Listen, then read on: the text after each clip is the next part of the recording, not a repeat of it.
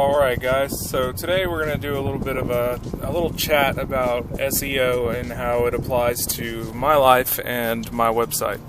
So I got a question on my YouTube channel about just doing a video on general SEO and how it applies to Yahoo and Bing and Google and things like that.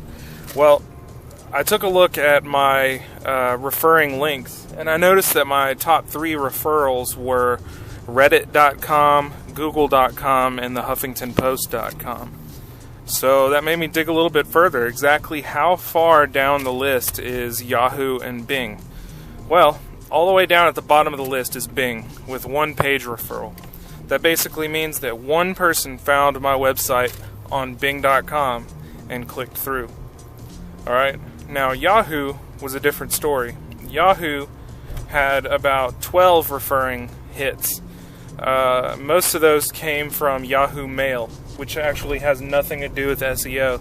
It just means that somebody at some point wrote something in their email like, hey, look at this jackass, and put a link to my site in there, so that technically doesn't even really count. Being that Google is where the majority of my page view ad revenue comes from, I'd say that Google is probably my main focus as far as SEO. So Google is what I'm going to talk about. Google has faced a lot of criticism for their Panda algorithm and how it, unfairly criticizes, or not criticizes, but how it unfairly judges some websites. I haven't had any criticisms of Panda. Then again, I haven't been in the monetized blog game for that long, but the time that I have been here has been very successful, and each payment period has been more successful than the last. So, here's my little experience with Google and their search algorithm. Basically, I'm going to outline a couple of best practices, a couple of things that I do, and things that will generally help you out in the game. So let's start with posting articles. You cannot use any kind of content that's already been posted before, bar none. If you did not create the content 100%, or unless it's completely unique content, you're going to probably be penalized in some way. Basically, what I'm getting at is you cannot copy-paste content from Wikipedia, you cannot copy-paste content from any website, no matter how small the blog is. If you have 3 different blogs, let's say, for example, I have 2 different blogs right now that are publicly monetized blogs. Okay, I have geekblog.tv and I have linuxpurist.com. Linux Purist was a place for me to post content that was starting to dominate the Geek blog. Geek blog is just, general geekiness and hackery.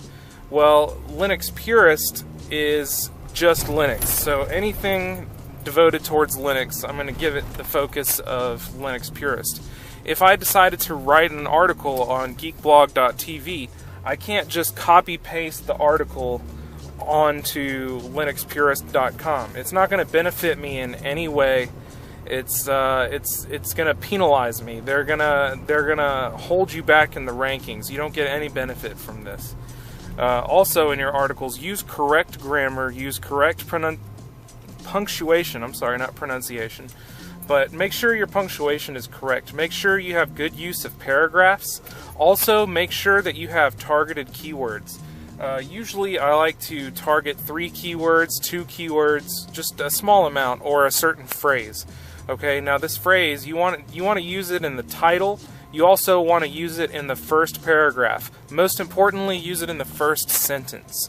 Okay, let's say that I want to do SEO on an article about dog shampoo or something like that.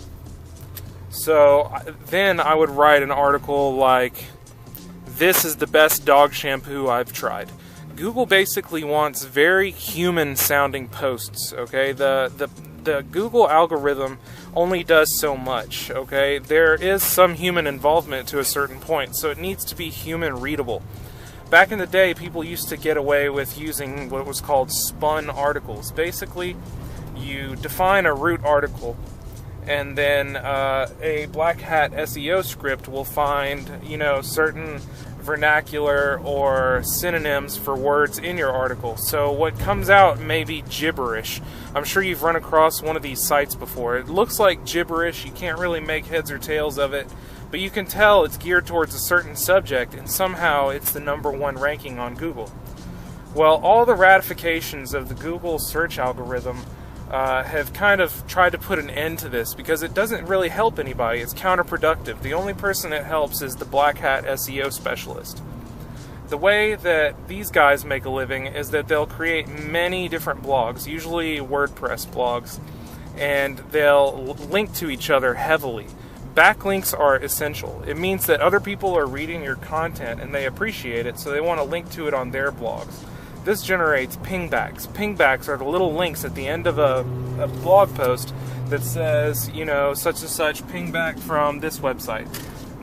What gives me a lot of traffic, for example, is a Huffington Post post about, I can't remember what it was about, but they referenced one of my articles in their post. Alright, now, aside from the obvious novelty of having a large website like the Huffington Post actually reading my blog, it helps a lot. That one article ended up being one of the top 3 articles of the entire history of Geekblog. It drove a lot of traffic. And once that traffic started to die off, I noticed that not only had my general amount of hits coming from Google had increased, but I also got regular readers. You want to install some kind of analytics like, for example. Okay, sorry about that. I got a phone call. I'm recording this from my truck while I'm driving to a friend's house. So, what I was talking about was I have a analytics program called Jetpack. Jetpack is a WordPress plugin that's kind of, it's the thing that I check every day. I don't really visit my website too much, other than to post content and to check the forums. But what I do check religiously, and by religiously I mean I check it about once every hour, is the statistics of my website. I want to know what links people are clicking on my website. I want to know what articles are drawing people in. I want to know how many words is in every article. I want to know how long they're lingering there. I want to see what countries they're coming from and what languages they're reading it in. This lets me know a good amount of data, and I put this data together to form a big picture of where my readership is. I know that my readership is the majority American males between 18 and 25. I know that second after that are the same male demographic but from the UK and Australia. After that is China, after that is India. So, with that being known, I know that posting articles in other languages isn't necessarily going to help me. You may speak other languages and things like that, but if the majority of your site is in English, posting an article in French isn't going to help much. But let me get back on topic. Jetpack is basically the thing that lets me know how good I'm doing. I know which articles are the most popular, I know which articles are getting the most hits, and how long people are staying there. From this, you can get a good idea of how good you're doing and what the community is interested in. The most important part of it is I can see what people are typing into search engines to arrive at my site. Sorry, I have the hiccups. But people type in the weirdest things to get to my site. Somebody typed in something like, I think it was like Obama nude or something like that, and somehow they ended up to my site. I don't know how they got there. I don't know how they found my site through that. I don't even care. All I know is that I'm getting paid. So I know that people keep coming to my site for an article that I did on RecBoot, which is an iPhone program to de-brick your iPhone if it gets stuck in a peculiar situation that's pretty specific. But apparently lots of people have this issue, so it gets a fair amount of traffic. I would have never guessed this by the Google Analytics.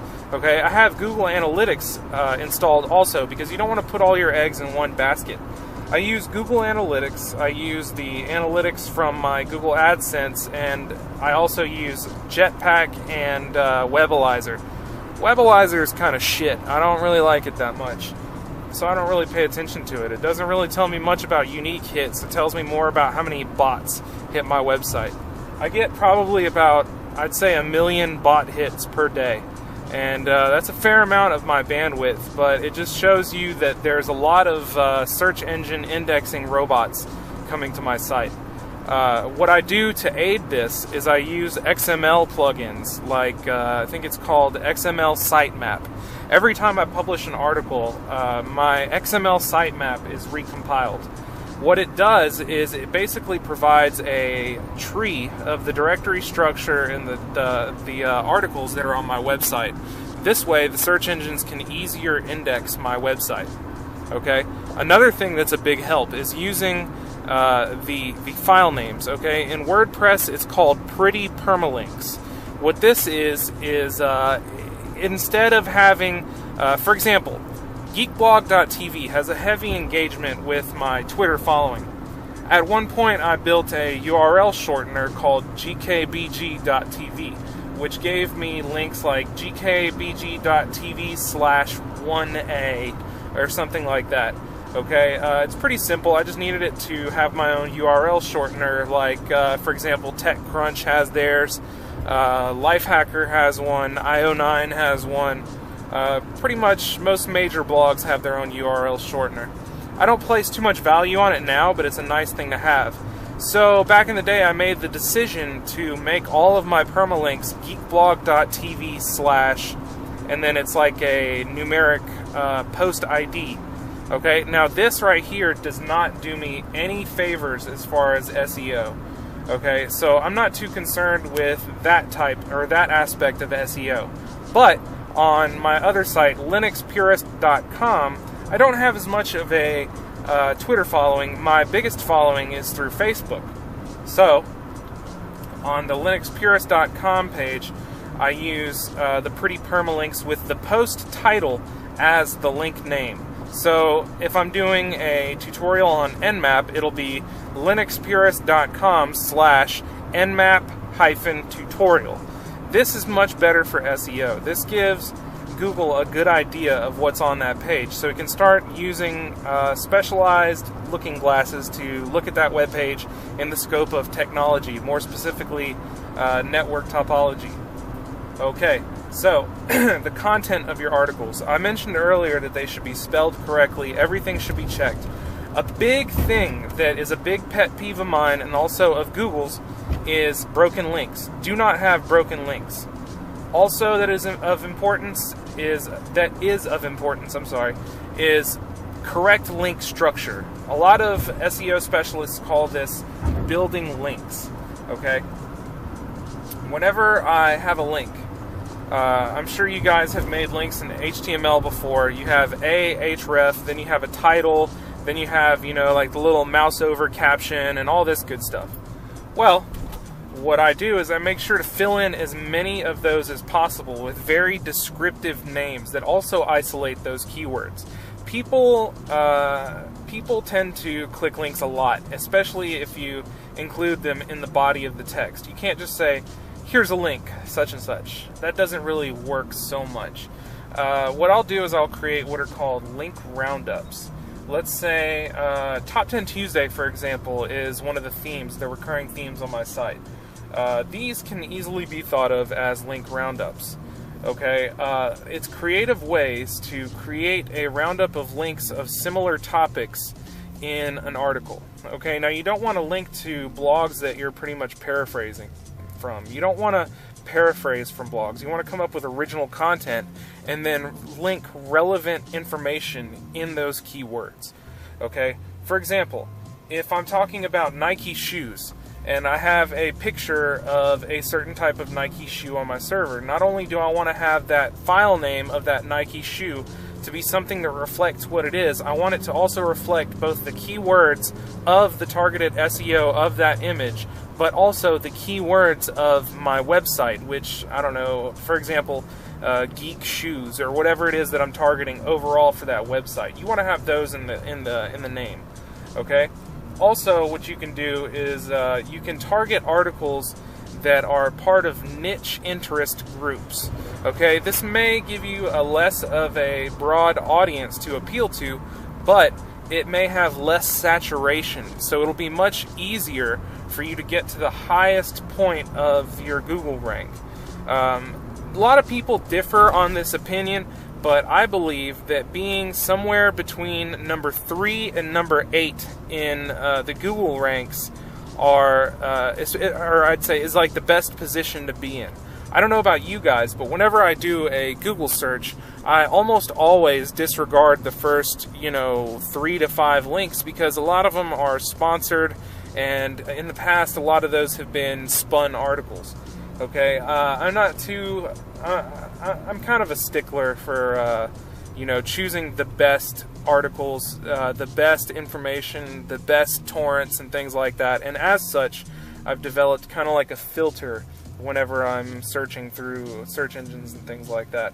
So I automatically, out of knee-jerk reflex, scroll down past the first couple ones. As long as you're on the front page, you're at like a 90% success rate. Not a lot of people reach the second page. Why is this? Well, usually Google does a pretty good job, and the best information is usually on the front page. So if you're not front paging, then you're probably not doing your job very well. Okay, if you try to jump in and front page on something that's very heavily saturated, like just a general SEO article or a general article about golf, well, you're not going to have a good time. It's going to be pretty difficult, and you're going up against a lot of other people. Okay, a lot of my SEO knowledge came from writing for a website called iWriter.com. iWriter is a website where you can go on and write articles for other people who basically don't want to use scripts to spin articles for their sites. You're at an automatic advantage using this website if you're a native English speaker. You have a better chance of coming off more natural. A lot of these people have specific terms of what they want in their article. For example, keywords. Let's say that I want to pay $2 and I just want a random person to write an article about Memphis College of Art or something like that. In that article, I would say that I want them to include the terms Memphis College of Art exactly the way it is written, 3 times in the first paragraph, 3 times in the last paragraph, exactly how it's written and spelled, and also in the title. This seems to be a prevailing theme among human-spun SEO articles like this on sites like that. It works pretty well. What people do are they set up special interest WordPress blogs and things like that. These are blogs known as MFA. It's called Made for AdSense. Google AdSense is probably the highest paying ad platform out there. Amazon sells ads, a couple other websites sell ads, but all in all, Google tends to bring in the big bucks. Okay, you wanna have tags associated with your articles. That makes it easier for the Google bot to find your material. Also, it makes it easier for people to click topics that they're interested in to view more about that topic on your website. I use a related posts plugin to manually define articles that may be related to the one that I'm writing about. So if somebody's reading about those Nike shoes, they might have a related article post about the new Air Jordans or something like that that is referenced at the end of the post. If they like your writing style and they notice that you're consistently posting good stuff, they're probably going to click those other articles. So that one person that found you on a Google search, no matter how far back you may have been in the page ranks, they come to your site, they read your article, they like it, they're going to click 3 or 4 more that are in the same vein of what they're reading about, and before you know it, they're reading about the NBA Finals and what you think about it or something like that. It's very easy to rope people in whenever you have original content. Something else that's very important is you want to have regular posting. Okay, weekly post, that's probably not going to get you a lot of traffic. Daily posts, that's pretty good. And if you want to post like 3 times a day, then you definitely you start noticing an exponential increase in traffic the more you post and the more consistent your posts are. If you have consistent, good quality posts, Google starts to favor you in the page rank. It makes it pretty easy to just get hits out of nowhere for nothing. I'd say that about 90% of my Google traffic is just random people searching for things on Google. I check every day, like I said, the search terms, and every day a fair amount of Google searches come in. It could even be image searches. So, that being said, let's talk about YouTube. My first foray into the whole SEO business was my YouTube channel. My YouTube channel is youtube.com/user/geekblog.tv. You could also reach it by going to youtube.com/geekblogtv. However, you will not get any YouTube SEO boost from doing youtube.com/geekblogtv. It's basically like typing in hulu.com/Hell's Kitchen. It'll take you directly to the actual Hell's Kitchen page, which is hulu.com/Hell's-Kitchen. Okay? So, that being said, whenever you post videos to YouTube, YouTube is owned by Google. Naturally, Google will give you a couple of kickbacks if you also participate in other Google properties. Let's say Google+. If every time I post an article, well, actually, I actually do this. Every time I post an article, what I'll do is I will automatically post it to Google+. I use Google+, and it's a fledgling community, and Google will thus give you kickbacks for using their little community and help build it up. It hasn't been proven, being that the Panda algorithm is proprietary. There's really no way of proving this aside from my personal experience. So just for good measure, it's not going to hurt you. Go ahead and post all your articles to Google+. Interact with the community. The more you interact with the community, the more your value is to the community. The more thumbs up and crowd engagement you get, thumbs up, thumbs down, comments, whatever, the more of it you get on your YouTube pages, the more it favors you in the algorithm, the more it suggests your videos to other people. Anyway, I'm sure I'm leaving out a couple of things, but that's just a couple of the top things that I'm thinking about while I'm driving to my buddy's house right now. I'll probably post later a little bit more about it, but for now, that's just what comes to mind. So if you guys liked what you heard, go ahead and share, like, and subscribe, and we'll get you guys squared away. Thanks for watching.